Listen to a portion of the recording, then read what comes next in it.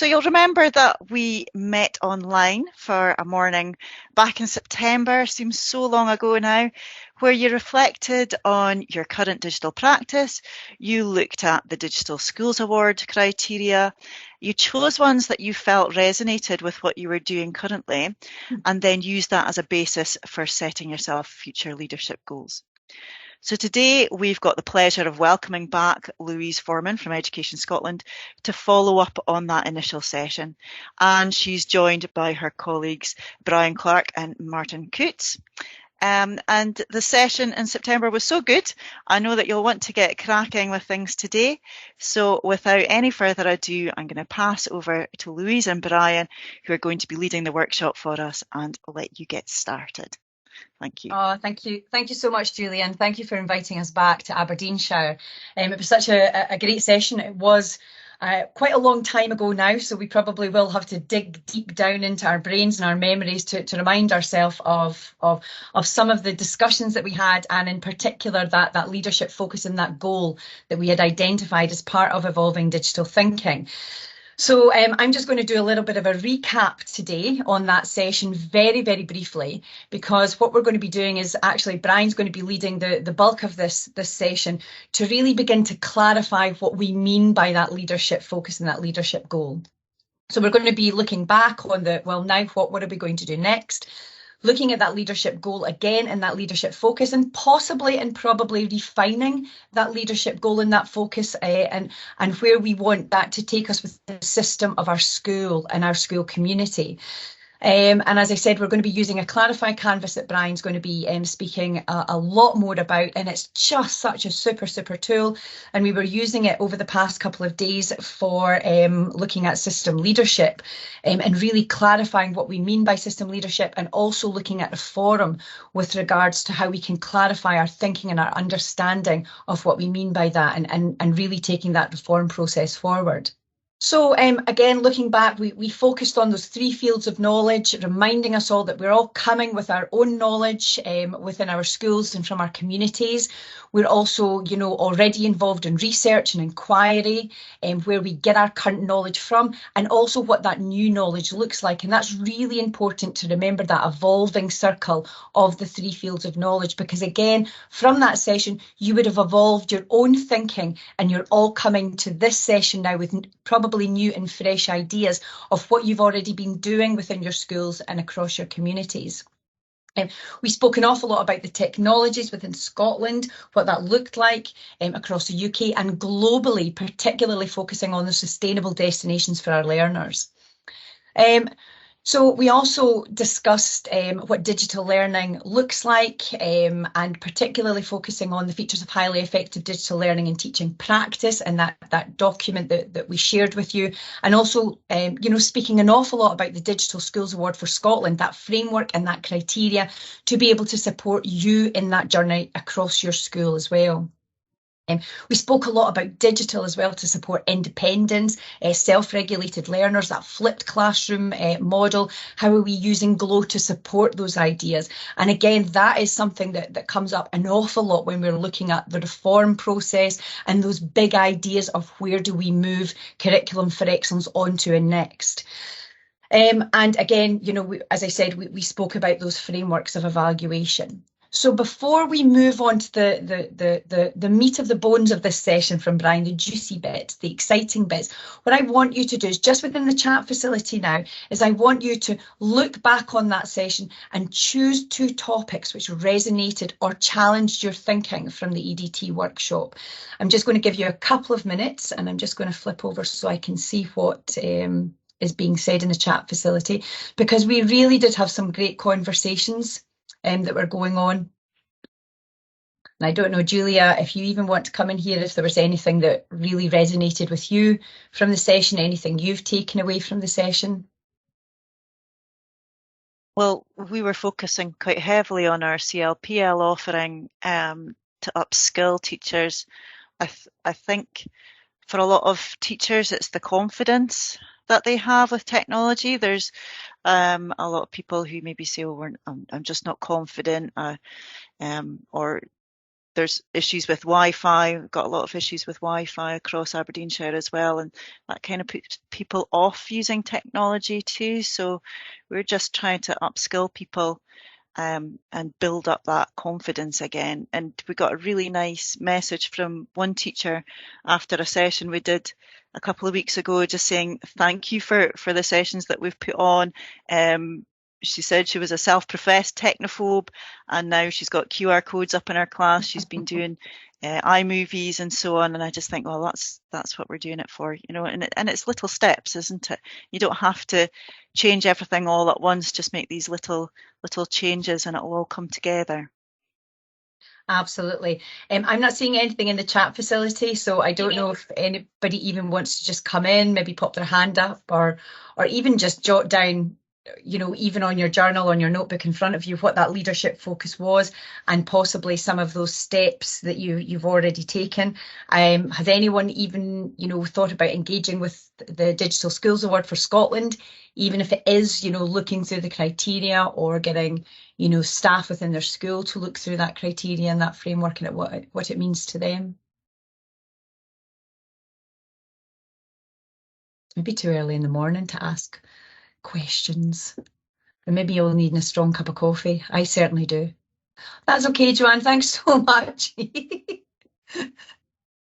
No problem at all. That's quite interesting. Yeah. So if you weren't at the first session, yeah, you would have missed a lot of the conversations and the discussion and the workshops that we were involved in with regards to, you know, leading digital across your schools. That's great to hear, Audrey. Thank you so much for sharing that. The Digital Skills Award for Scotland it's absolutely there as a framework, a criteria for you to use to look at gaps and, you know, identify next steps. Thanks, Elaine, for letting me know. I probably maybe then should have started with that question, who wasn't at the first session. I'm maybe just taking it for granted that everyone was, but it's lovely to see some new people and some, you know, being able to start new discussion about that. So what I'm going to do is, because we have quite a few new people here, and what I want you all to then think of very, very quickly, for those who are new, what is currently happening within your school, within your setting, with regards to where you want to be now and next into the future. And that's really going to help with the Clarify Canvas, particularly obviously focusing on digital. So what I'm going to do, Brian, is I'm just going to hand over to you to begin, you know, to share what the Clarify Canvas is and why it's really, really important to support us in that focus for our digital goal. Okay, thanks, Louise. So I'll just switch presentations, and hopefully it's the same presentation, but it's nice to be in control of your own slides sometimes. So I'm going to just jump forward a few slides to, here we go. So hello folks, really thanks for having Louise and I here today. And as Louise mentioned, we're going to look at a piece of work, an activity called the Clarify Canvas, which is based on the work of Dr. Simon Breakspear, who some of you may know or may have been to some of the sessions that Education Scotland have run on agile leadership or similar things. And his approach to essentially what is improvement is an agile approach. And an agile approach is something that really stems from the digital industries. It's about how you have cumulative cycles of improvement to get towards your end goal, and it really sits well with school improvement, and in particular digital improvement within school settings. So before we kind of get into the kind of meat and bones of it, I'm going to do a quick overview of that kind of agile leadership process.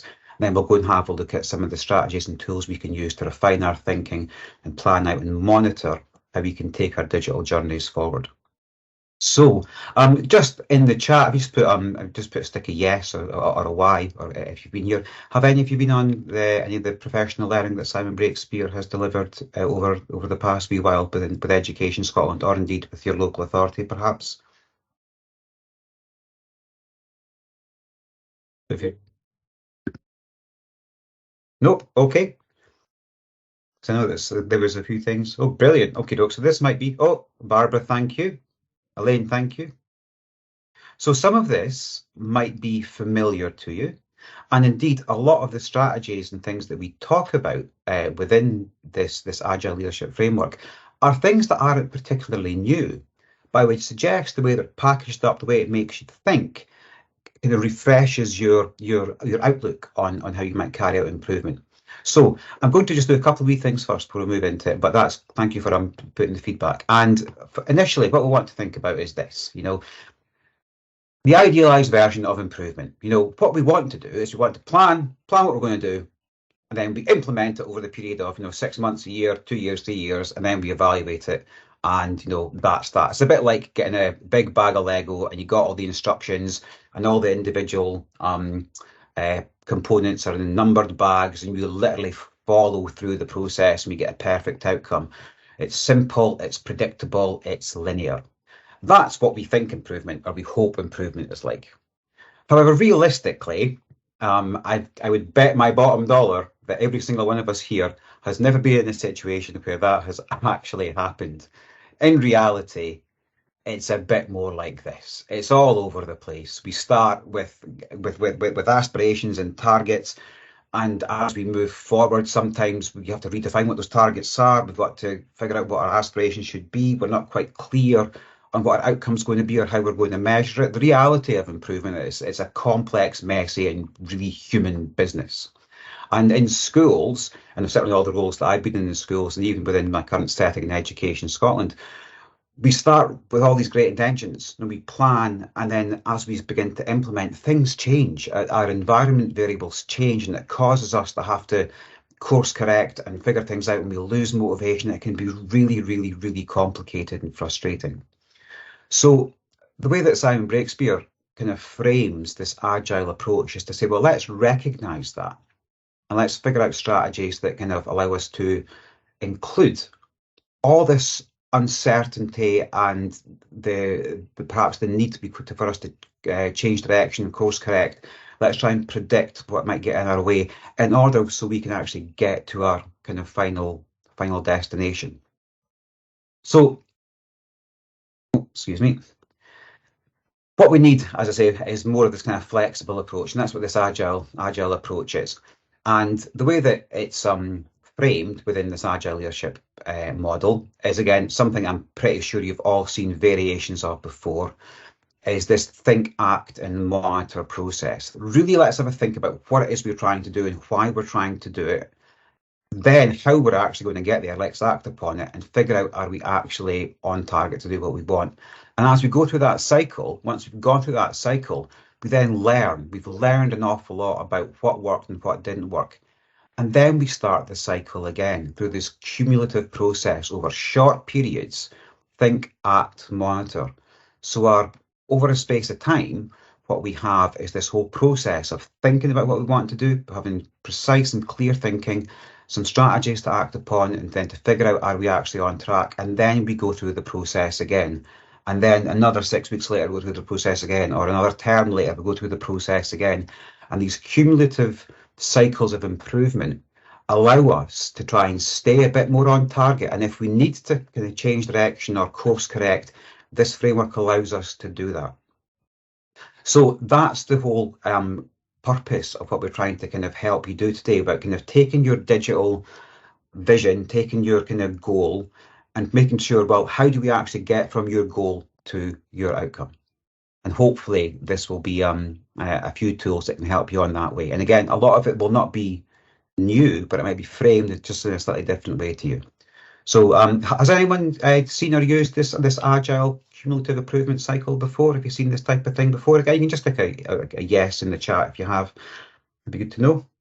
So there's a few yeses coming in. There was a couple of no's there. So again, I'm hoping that this again is this was a course that I was on that spanned over kind of three days.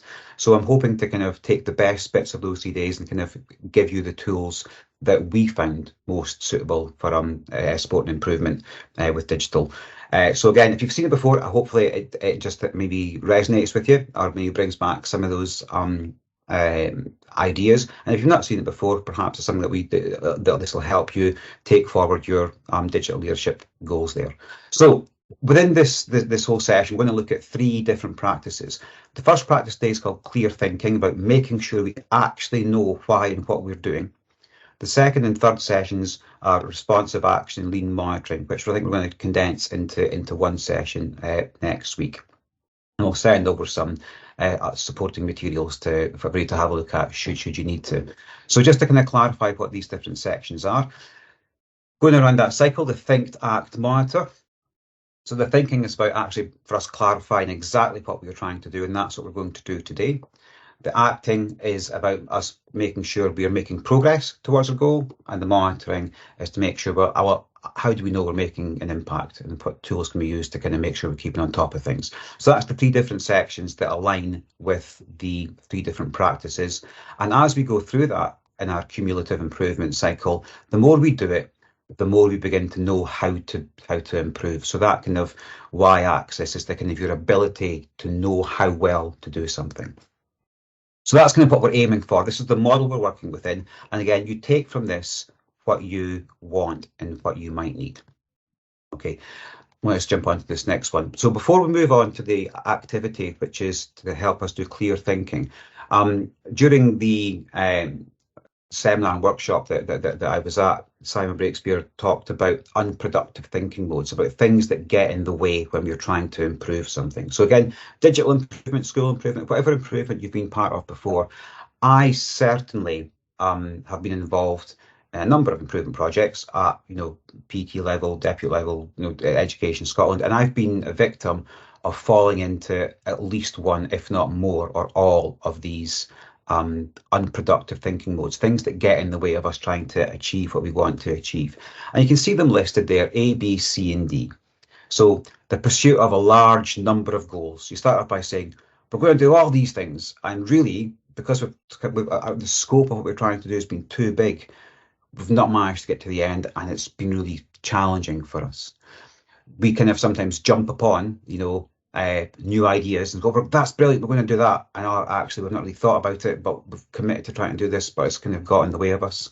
We get kind of stuck into, using forms and templates and a bit of the bureaucracy that kind of, we go down a path that we actually never actually get to actually doing anything because we're too busy filling out, documentation. And we kind of sometimes, as we start our improvement journey, things change, our environment changes. Now, within digital, right now, as of November last year, with that release of, the public release of ChatGPT 3.5, the whole AI world has gone absolutely bananas.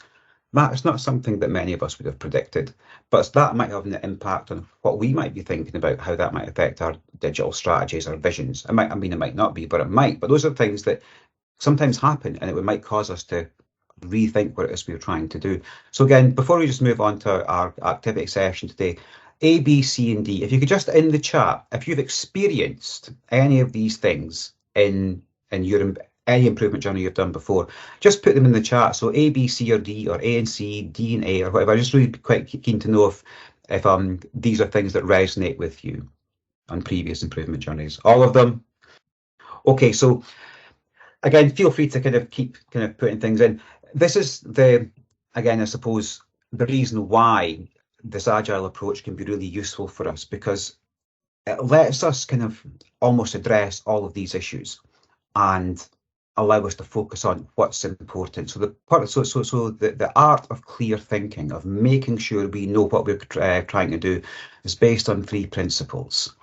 And this, honestly, anytime I've spoken about this, it's the bit that always I remember resonating the most with me. There are 3 things that Simon talks about when he talks about how to be clear in your thinking, and he says these things: pursue less. Just think about realistic targets. Don't try and do everything. It's utterly impossible. And you all know that, and we all know that, but we're sometimes really guilty of trying to do too much too soon. And then really spend some time thinking about how we might achieve that. So we design better, and then it's okay to go back and think about it and change it. And then so sharpen iteratively. These 3 pillars of clear thinking, pursue less, design better, and sharpen iteratively, are the core of this agile process. They're done over short bursts of time. So you define a set period, 8 weeks, a term, 6 weeks, and you go through this process, and then you stop, and then you reflect, and then you do it again. and then you do it again. And we're really bad in teaching, I think, sometimes we try and do too much, and we plan for too much, and we try and do it over a long period of time. And sometimes when we get to that end of year or whatever it might be, we look back on what we've set out we want to do, and it's all changed. So this model is a way to let us do that, but it can only happen if we're absolutely clear in what it is we want to try and achieve on our digital journey. So Louise mentioned at the start, she was at a course yesterday, Making Sense of System Leadership, for the last 2 days, and they used this particular tool during that process, and it's called the Clarify Canvas. And within the Clarify Canvas, it really challenges you to make sure that you're pursuing less, and you're really thinking about what matters, and really thinking about how you might know it's going to actually be achievable. And it's based around 4 key questions: specifying impact, defining problems, describing changes, and outlining evidence. Now, every single one of us have been asked those questions before in different situations. Probably all of those questions, we probably think about it all the time during our improvement journeys. And it's normal, I say it's nothing new. But what is quite an interesting way to do it is that if you use this and look at all 4 questions at the same time, and don't start at question number 1 and finish at question 4, start at any question you feel like, and then fill in the rest of the kind of questions. So I'm going to put a wee link into the chat to a Word document which you can download from our DigiLearn Scott site, and it looks a little bit like this. And again, for those of you who were on the Agile Leadership course, again, it will be familiar to you, and for those that weren't, that's fine too. And essentially it's a table, it's 4 boxes, and again, they're not numbered as such, but it's got the 4 different elements. And when you think about what you're trying to achieve for your digital improvement journey, start in any box. What impact do you want to have? And jot down a few ideas. What impact do you want to see? What evidence might be generated that kind of says you've been successful? What impacts are going to have? You can start in any box you want, and you go around and you scribble on, and you've been messy, and you might find that when you write something in one box, you need to, actually, maybe it belongs in a different box.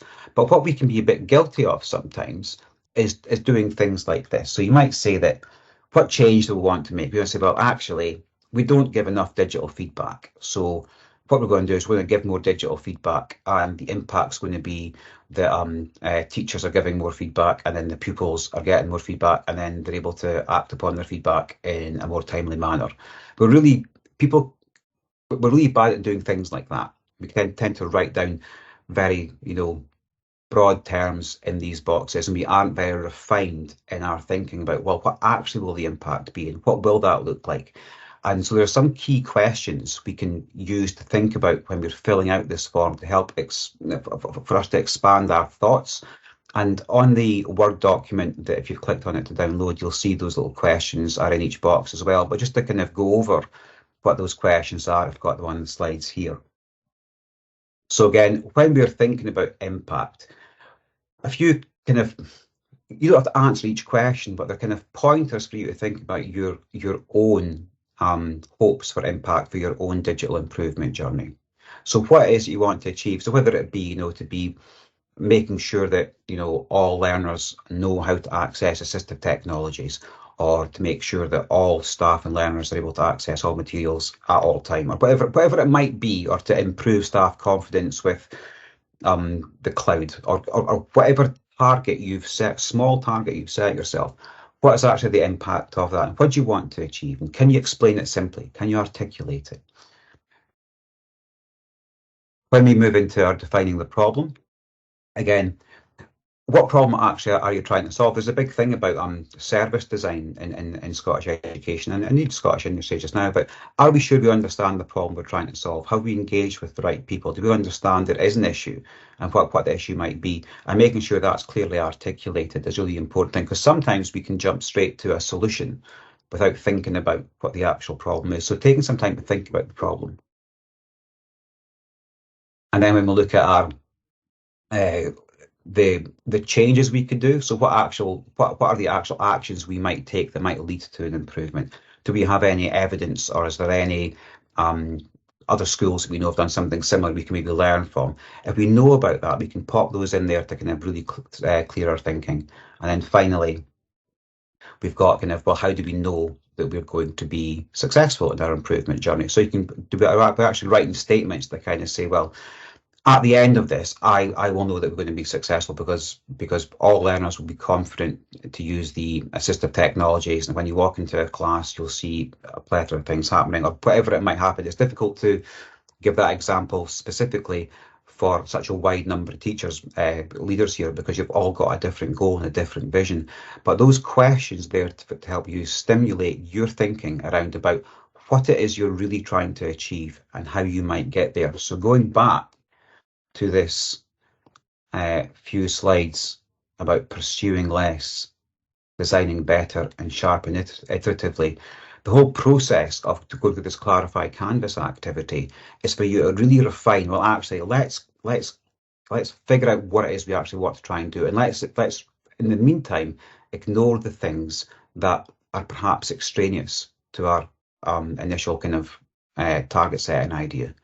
And then go through the process thinking about, well, where can I learn from that? What impact will it have? Where can I learn? What might it look like? And keep going down that process until you're absolutely clear about what it is you're trying to achieve over a short period of time. And a short period of time might be 6 weeks, might be 8 weeks, might be a term, but certainly not an academic year. It should be a much shorter period of time. So give us the time to actually implement it and then to think about, well, how well did it go? Are we seeing any changes?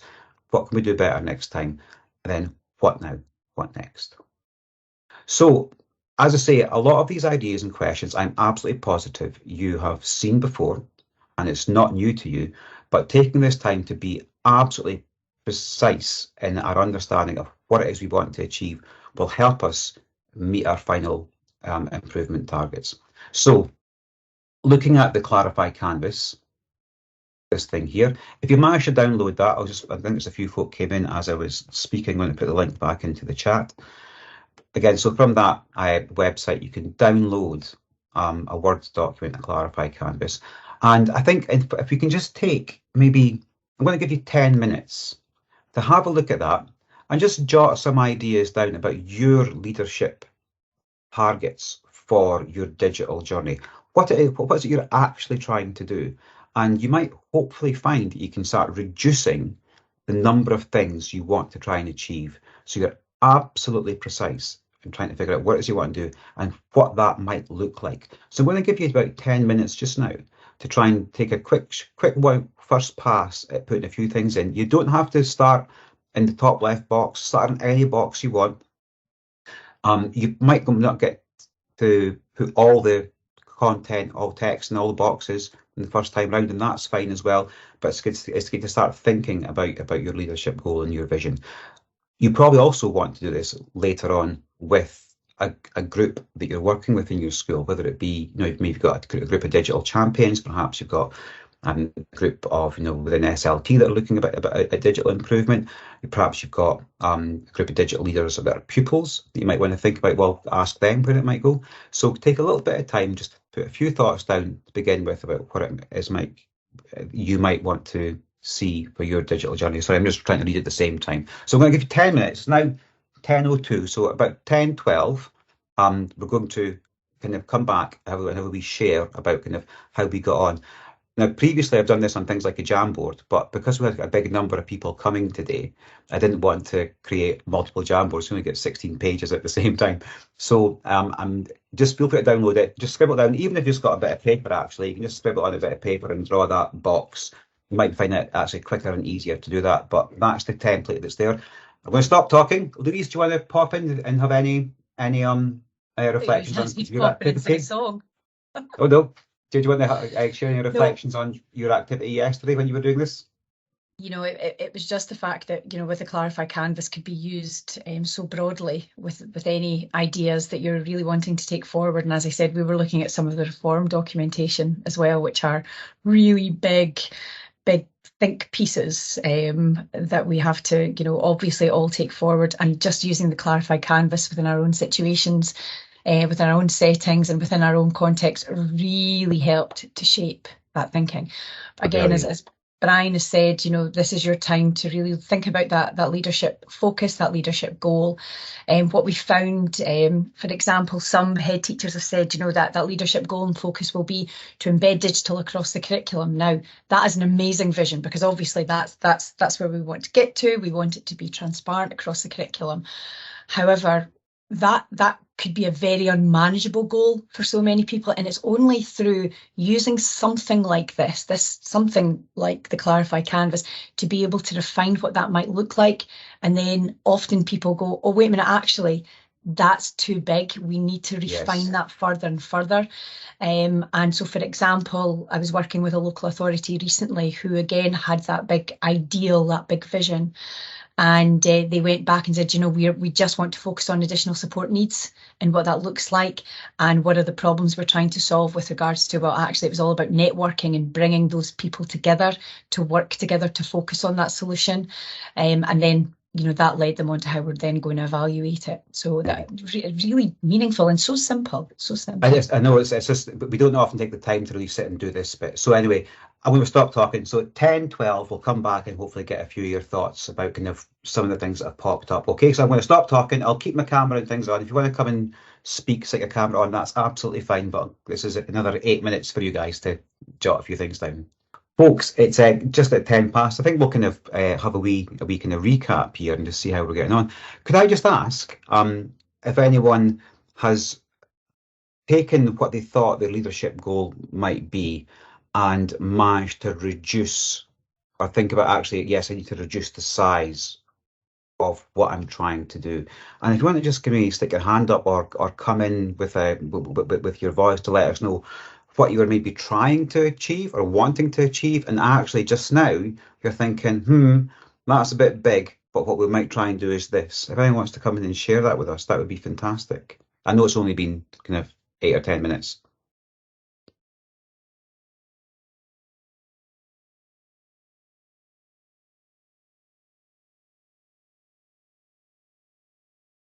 If I go back to what I'd said about the professional learning earlier, what Jim and I had done was put together a really comprehensive professional learning offering for this session, with pretty much one per week. And what we found was that with some of our sessions that we've put on, they've not been quite so well attended. So really reflecting on that and coming back to that, we need to pare that down a bit, because it's probably just a bit too overwhelming for schools to see, whoa, look at all this stuff that's going on with the Love Learning team. Where do I even start picking out the bits and pieces that I need? So thinking about looking forward, we would go through what we've done this year and pick out the bits and pieces that we think, right, this is what schools would be really looking for. So, so if you look at think about the other aspects that's maybe some of the changes you might make. So have you thought about kind of, really kind of being able to think, well, what's the impact of that going to be? So if you change your offer, then what would the impact of that be? So hopefully we'd get more people coming along to sessions that we were offering, which would then have a knock-on effect with more teachers within the council having that confidence to use technology, because there would be more of them coming along. And again, if you think about the different boxes, see anytime you fill out a box with a thought, go to another box and think about, well, how will I answer those questions based on what I've just written? And it is that kind of iterative process that allows you to realise, well, actually, maybe we don't need to reduce the number of sessions. Maybe it's more to do with something else that comes up. And I think that's the really important bit, to try and make sure that we're really honing in on what we think the issue or problem might be. Paul, you had your hand up next. Paul. Yeah, it was just a wee one, just in relation to approaching this, if you like, from an authority level, but also, I suppose, from a school level as well. And I think one of the big challenges that we have, that is by no means insurmountable at all in relation to the impact in particular, is just having access to that technology itself. I had a read of the policy document that the Scottish Government published just yesterday, where each of the ministers in the Scottish Government were able to say what they were committing to up until 2026, and the Education Secretary spoke about equity, but also spoke about access to digital. So I think all our schools, what they're really good at, I think, certainly in my experience, and I think Julia would probably echo this as well, is being really solution focused within the means that they've got. I think that's the case in an awful lot of authorities, unfortunately. Particularly authorities that perhaps do suffer from a bit of rurality, where things like bandwidth and technology is more of an issue. I was a deputy in the Borders, and yes, I know the challenges that had. But that's great. Leslie, you had your hand up next. Leslie Tulloch.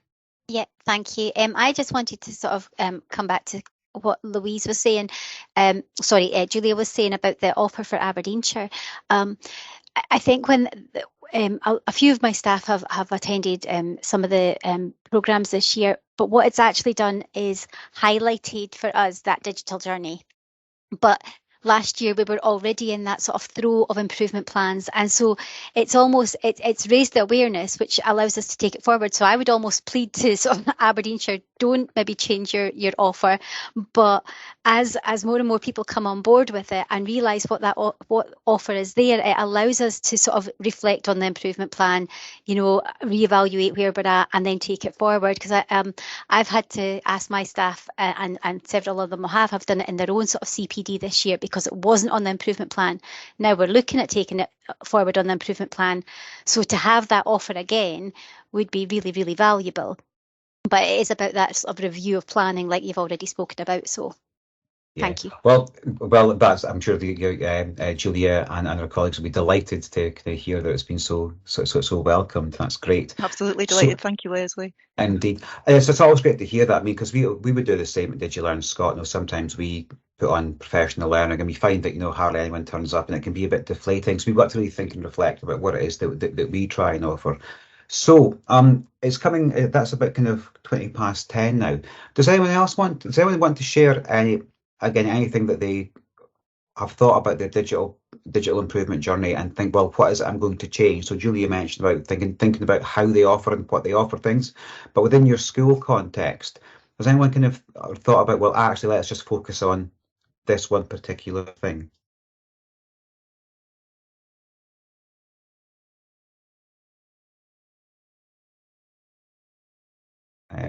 Leslie. Sorry, I'll just speak again. I'm just going to speak again. I think for my deputy's on the call as well, and we were just speaking together about actually that for us, maybe one of the first problems is that staff fear and the reluctance to engage in technology, whether it's actually that sort of technophobe or actually there's so much else on. So it's about overcoming that and using the strengths that we do have in technology in the school to maybe as a starting point and look at how we can take that forward and overcome some of that either fear or reluctance. We're not sure which way it lies there. Indeed, and hopefully those 4 different questions and boxes will help you try to identify what it is you might actually be able to do to help that. That's quite a difficult one, that fear and reluctance, because it's not something that there's not really a process you just pick up and follow. It's a very personal human thing there. So yeah, that's obviously a challenging one. Donna, hi. I was just going to say that we're this weekend getting all of our smart boards replaced with Clever Touch boards. So I think sort of going forward into the next year, it will be getting our teachers that have been comfortable with the smart boards, comfortable with using the Clever Touches to enhance the learning and move forward as a sort of first step, because it's something new for all of them. Yeah, so that kind of anytime there's a change, particularly in so this idea about kind of being able to course correct and change and move because of outside environment variables like replacement of technology, that's always going to kind of raise its head within certainly any digital improvements that we have. I think it's also there's a fine balance between functional training and understanding. Actually, how do we actually press the buttons? How does this work? Then also, well, actually, why is this?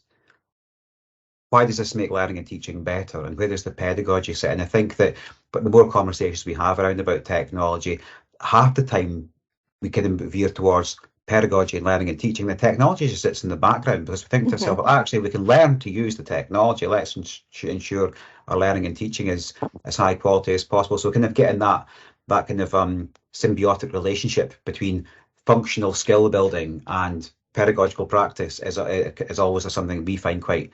It's great for us to kind of help have conversations with people about, but it can be really challenging to actually implement, because people do sometimes confuse, learning to use a product with the pedagogical approaches to technology or things. So again, that's always a really interesting area to explore. Yeah.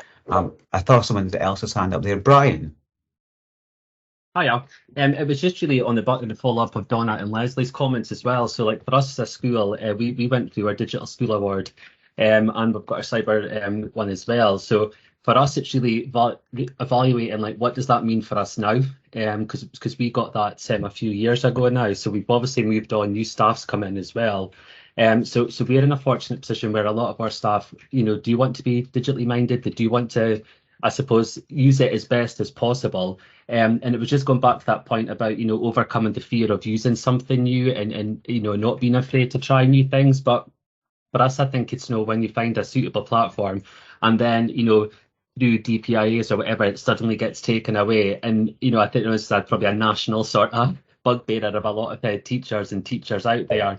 And it's just that inconsistency. So it's about, for us, finding almost that sort of, if there is a reliable, quite secure, safe platform that we can use, train staff on, and then allow staff to feel comfortable to train other staff within the school, and then obviously using our tech pupils to then train pupils and staff. So that's kind of what I approach, is finding something suitable, how it works for us, reviewing it, and then sort of distributing that across the school. And that seems to be quite I would say a positive way in sort of embedding digital sort of improvement within our school. So that's kind of where we're at.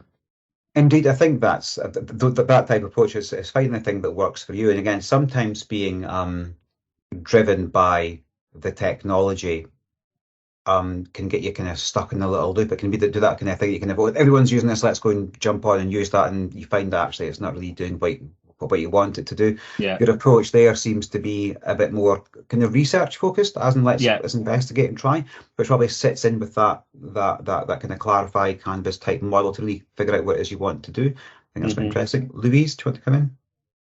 Brian, I literally just wanted to add to your conversation there when you spoke about, what's next. I think that's absolutely a brilliant achievement that you've, been awarded the Digital Schools Award for Scotland, and also your Digital Wellbeing Award as well, which is brilliant. But you're absolutely right. What's the next step? So I just wanted to share some information that will be coming out hopefully soon with regards to the reaccreditation process. So we're hopefully going to be offering all schools across Scotland that ability to be able to go forward with the reaccreditation. So every 3 years we'll be asking schools who have been awarded to relook at that criteria, and again just to enhance what you're already doing, just to ensure that you could still have that award. So I think that's really, really exciting, because I know historically we've got some schools that have maybe had that award for 5, 6, 7 years, and things have changed. So I think that reaccreditation process is really exciting. So just wanted to share. Excellent. So, folks, I'm going to kind of draw this morning's session to a close with just a quick reminder of a couple of things and a wee request for next week. So our Agile improvement cycle, we're trying to move the slides forward, which is pain in the neck. Come on, there we go. Our Agile improvement cycle, a cycle of Agile improvement, is based on cumulative cycles of improvement, where we have a short period of time, a well-defined short period of time, to try and achieve a certain piece of work. And I would recommend that those short periods of time are something that's manageable. It's not too far in the distance, but it's close. It's enough space to give you time to action something, so whether it be 6 or 8 weeks. For next week, it would be really, really great if you're able to spend a bit of time with one of your colleagues or peers or whoever, to try and have a proper look at that Clarify canvas in order to try and really figure out and hone down one particular piece of improvement you would like to look at over a short period of time. So between now and perhaps maybe the start of June or whatever it might be, or the middle of June, so before the summer anyway, that we can actually try and plan for And then we can share some of the strategies and processes for the other aspects of the agile leadership cycle, which would be lean monitoring. And I keep forgetting the phrase uses to give the next one 2 seconds. Lean monitoring and responsive action. Sometimes just a way to come in there. I know, it's one of those things. It's a bit like the 4 capacities. Every so often you kind of forget which words go with something else.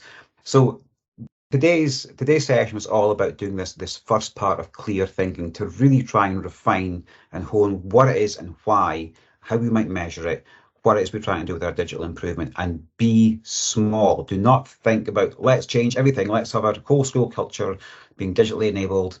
And that's going to be brilliant, because it will be, but actually trying to do that in a short period of space time is almost impossible.